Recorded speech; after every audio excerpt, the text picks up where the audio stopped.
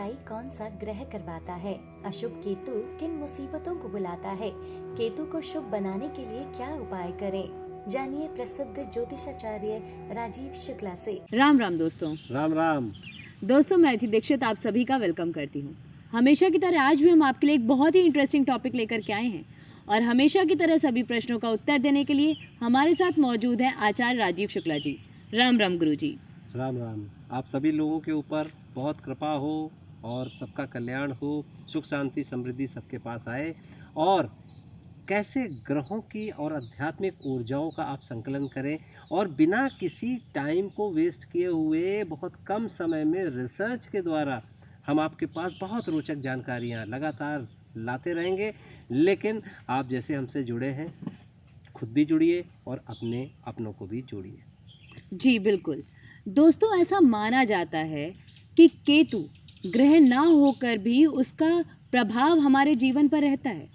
जैसे धरती पे पड़ने वाली छाया, उसका प्रभाव हमारे ऊपर हमेशा से रहता है, उसी तरह केतु है। केतु हमारे जीवन में प्लानिटरी मोशंस में बहुत ही इंपॉर्टेंट रोल प्ले करता है। तो गुरुजी, आज हम जानेंगे कि इस केतु का हमारे जीवन पे क्या अहम रोल है, क्या चीज़ें हैं, ये कैसे खराब होता है, क्या इसकी इम्पोर्टेंस है। आप पहले हमारे दर्शकों को बताइए केतु क्या है चीज़। देखिए, सबसे पहले ये ध्यान रखिए कि राहु केतु एक ये इमेजिनरी पॉइंट्स हैं, ये कोई स्थूल ग्रह नहीं है। और ये इमेजिनरी जो पॉइंट्स हैं वो एक शक्ति का ऐसा स्थान होते हैं जिसको वैदिक ज्योतिष शास्त्र में ग्रहों की संज्ञा दी गई है। लेकिन ये ग्रहों के हिसाब से स्थूल काय नहीं है, लेकिन फिर भी इनका प्रभाव पड़ता है। इनको छाया ग्रह कहा जाता है। और केतु और राहु की जहाँ तक बात है, कई लोग ऐसा कहते हैं, अब तो वेस्टर्न एस्ट्रोलॉजी में भी केतु और राहु को मानने लग गए हैं कि हाँ, ये कोई सेंसिटिव पॉइंट्स कॉस्मॉस में ऐसे होते हैं जो 180 डिग्री पे होते हैं। यानी अगर राहु जहाँ पे होंगे वहाँ से ठीक 7th हाउस में केतु होंगे और ये हमेशा वक्री चलते हैं, यानी हमेशा इनका बैकवर्ड मूवमेंट होता रहता है। और वक्री ग्रह ये भी कहा गया है बली भी होते हैं, तो बहुत बलवान होते हैं केतु। केतु का मतलब ध्वजा पताका, यानी जिसको कह सकते हैं सबसे ऊपर रहने वाला। और वैसे पुराणों में तो बहुत सारी बातें बताई गई हैं राहु केतु के ऊपर, जो कि सब लोग जानते भी होंगे कि समुद्र मंथन के दौरान जब अमृत निकला तो उसके बाद विष्णु जी ने उन दोनों को, मतलब जो बैठ गए थे अमृत पान करने, तो उनका 2 हिस्से कर दिए, एक सर का और एक धड़ का। तो सर का हिस्सा जो है वो राहु बोला गया और धड़ का हिस्सा जो है केतु बोला गया। केतु को इसीलिए कहा जाता है कि डायरेक्शन लेस। लेकिन अब उसके हिसाब से कहें, अगर हम आज की साइंटिफिक एस्ट्रोलॉजी के हिसाब से, तो केतु सबसे अच्छा रिजल्ट देते हैं जब गुरु के साथ होते हैं। गुरु ही देते हैं डायरेक्शन, तो गुरु और केतु का अच्छा संबंध होता है। तो मोटा मोटी ये होते हैं राहु और केतु। और जो हमारे जीवन में निश्चित रूप से जब भी कभी परिवर्तन आता है तो और 1.5 साल का गोचर होता है इनका, यानी 18 महीने का एक राशि में गोचर मतलब ट्रांजिट होता है। तो बहुत सारी खूबियां हैं केतु में। बहुत समय नहीं है, लेकिन कम समय में आप ये जान रखिए कि अगर केतु प्रसन्न है तो आप सिद्धि प्राप्त करेंगे, शक्ति प्राप्त करेंगे, उन्नति प्राप्त करेंगे, संतान प्राप्त करेंगे और इसके साथ साथ आप पताका की तरह लहराएंगे, यानी कि टॉप मोस्ट पोजीशन पे पहुंच सकते हैं। जी गुरुजी, तो ये कैसे पता चलेगा कि हमारा केतु खराब है? हाँ, ये तो हमने बताया क्या क्या बेनिफिट्स होते हैं, लेकिन कई लोग अपनी करनी के द्वारा केतु और राहु को खराब कर लेते हैं। कार्य जो करते हैं उसी से केतु और राहु अच्छे या बुरे होते हैं। प्लैनेट्स वही इफेक्ट देते हैं जो व्यक्ति वर्क करता है। अब मान लीजिए, जैसे आप अपने पुरखों का, अपने बाबा दादी या और भी पुरखों का आप अगर मजाक उड़ाते हैं, नॉन सीरियस बातें करते हैं उनको लेके, तो आप समझ लीजिए श्राद्ध कर्म इत्यादि नहीं करते हैं, आप कहते हैं ये सब कुछ नहीं होता है, ढकोसला है, तो समझ लीजिए आपके केतु आपसे नाराज़ हैं। ग्रह कलेश जिनके घरों में होता है, घर परिवार आपके लोगों से आप झूठ बोलने लगते हैं, तो केतु खराब होने लगते हैं। माता दुर्गा को, गणेश जी को और इसके साथ साथ हनुमान जी का अगर आप अपमान करते हैं या जोक्स बनाते हैं तो केतु आपको छोड़ेंगे नहीं, ये ध्यान रखिएगा। इसके साथ अगर घर का वायव्य कोण खराब है, वायु यानी वायु स्थान खराब है, तो आपके केतु बहुत अच्छे नहीं माने जाएंगे, क्योंकि उधर के स्वामी होते हैं। तंत्र में, मंत्र में, जादू टोना, जो जिसका कोई साइंटिफिक बेस नहीं है, जो शास्त्रोक्त नहीं है, उस प्रकार का तंत्र मंत्र जादू टोने में अगर आप जा रहे हैं किसी के बहकावे में, तो केतु ठीक नहीं है।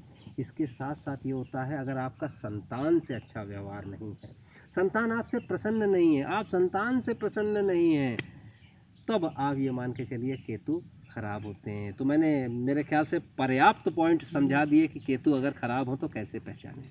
जी, तो गुरुजी ये तो हो गया कि केतु आपका खराब कैसे होता है चीज़ें, और हमने ये भी जान लिया कि इसकी निशानियाँ क्या हैं, क्या चीज़ें हैं। अगर आपके केतु शुभ हैं तो उसकी क्या निशानियाँ होंगी of positive Ketu in your life? आपने हमें अभी सारा बता दिया, खराब होंगी, उसकी निशानियाँ क्या हैं, कैसे पता चलेगा। अब हम बात करेंगे हमारे पॉजिटिव केतु, कि हमारे फेवर में कैसे आ रहे हैं केतु। देखिए, नेगेटिव की हमने बात कर ली है, तो कुछ अब जान लीजिए पॉजिटिविटी कहाँ पे है। और केतु की पॉजिटिविटी, जो भी मकान, दुकान, व्यवसाय, आप जो भी जहाँ पे भी होंगे, और मान लीजिए अगर आप अपना वाहन भी मान लीजिए चला रहे हैं और प्रतिष्ठा के साथ अपने दुकान, मकान, प्रतिष्ठान पे अगर आप हैं, एक प्रतिष्ठित लेवल पे हैं, आपकी एक प्रतिष्ठा अच्छी है, तो आप ये मान के चलेंगे कि केतु अच्छे हैं। दूसरी बात ये है कि धन, पद, प्रतिष्ठा और संतान का ये जो सुख होता है, ये व्यक्ति में धन का, पद का, प्रतिष्ठा का, संतान का सुख प्रचुर मात्रा में होता है। ऐसे व्यक्ति की कई संतानें होती हैं, एक से ज़्यादा होती हैं, तो केतु महाराज की शुभता का आप अंदाज़ा इससे लगा सकते हैं। दूसरी बात, पूर्वाभास की जो एक शक्ति होती है, सब में नहीं होती है।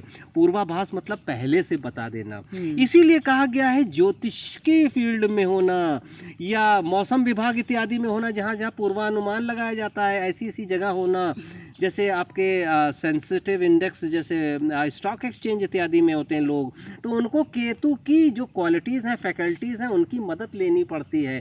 यानी अगर आपका पूर्वाभास अच्छा है, आपको पहले से पता हो जाता, अंदाज़ा हो जाता है कि क्या ठीक है, क्या ठीक नहीं है, तो आप ये मान के चलिए कि आपके केतु बहुत शुभ है। जी गुरुजी, गुरुजी कहते हैं कि जब केतु किसी का खराब होता है या कुछ भी होता है तो काफ़ी बीमारियां लेकर के आता है, तो कौन कौन सी बीमारियां हैं केतु के खराब होने पे जो कि होती हैं? केतु की कई प्रकार की बीमारियां होती हैं। सबसे इम्पॉर्टेंट होती है संतानोत्पत्ति में प्रॉब्लम आना। छोटी छोटी बात है, लेकिन संतानोत्पत्ति नहीं हो पा रही है, आप सालों डॉक्टर्स का चक्कर लगा रहे हैं, कुछ भी समस्या आ गई है। पेशाब से संबंधित बीमारी, यानी कि कुछ आपके उस प्रकार से संबंधित कुछ ना कुछ दिक्कतें बनी रहती हैं। इसके साथ सर के बालों का झड़ जाना, असमय झड़ जाना, ये भी एक केतु से संबंधित समस्या होती है। शरीर की नसों में कमजोरी आ जाना, और ये मैं ये नहीं कह रहा हूँ कि ये सारी चीज़ें होंगी तभी केतु कमज़ोर समझिए, कोई एक भी होती है तो आप ये मान के चलिए कि केतु का कुछ आपको उपाय ज़रूर कर लेना चाहिए। इसके साथ साथ चर्म रोग, यानी आपकी स्किन से संबंधित कुछ प्रॉब्लम आ जाएगी, स्किन डिजीज़ हो जाएंगी। इसके साथ साथ कर्ण रोग, कानों से संबंधित कुछ समस्या आ जाती है, ऊंचा नीचा सुनना या कानों में एकदम से झंझनाहट आना, इस प्रकार से ये हो सकता है। इसके साथ साथ अगर फोकस्ड बताऊं तो उसमें कान, रीढ़, लिंग, जोड़, घुटने, जहाँ जहाँ जोड़ है वो, इन सब जगह अगर समस्या आ रही है तो आप ये मान के चलिए कि केतु अच्छा फल नहीं दे रहे हैं। तो ये तो हमने सारी बातें कर ली कि हमारा शुभ हो तो क्या करें, चीज़ें क्या हों, उसकी निशानियाँ क्या हैं, कौन कौन सी बीमारी आती है। तो गुरुजी, अगर किसी का केतु खराब है तो उसको कैसे सुधारें, उसके लिए उपाय क्या क्या हैं? देखिए, केतु के जो सर्वश्रेष्ठ उपायों में हैं, तो केतु तो कहते हैं गणेश जी की उपासना बहुत ही बढ़िया होती है। और इसके साथ साथ राहु केतु दोनों को ठीक करना हो तो माता दुर्गा और हनुमान जी की शरण लें, गणेश जी की शरण लें। इसके साथ ही छोटा सा एक कार्य कर सकते हैं। पहले आपको याद होगा ये कि बचपन में, या आपने कहीं सुना होगा कि बचपन में कान छिदवाने का रिवाज हुआ करता था, तो कान छिदवाना चाहिए अगर केतु अच्छे रिजल्ट्स नहीं दे रहे हैं। संतान आपकी ये केतु है, तो संतान के साथ अच्छा व्यवहार आप करिए, उनके लिए कुछ अच्छा करिए तो केतु प्रसन्न होंगे। भगवान गणेश की, जैसा मैंने पहले बताया, विशेष आराधना आपको करनी चाहिए।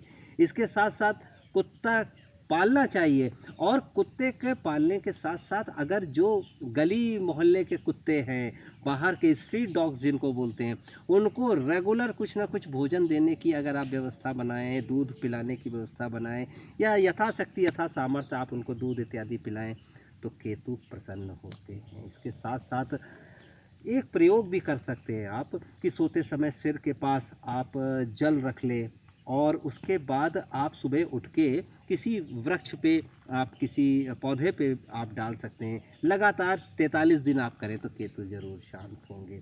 इसके साथ जैसे हम लोग कहते हैं गौ ग्रास देना, कुत्ते को भोजन देना, कौवे को भोजन देना, ये सब साइंटिफिकली है बात। आप देखेंगे अगर आप रेगुलरली इन सब लोगों को भोजन दे रहे हैं तो आपको परेशानियां नहीं होंगी।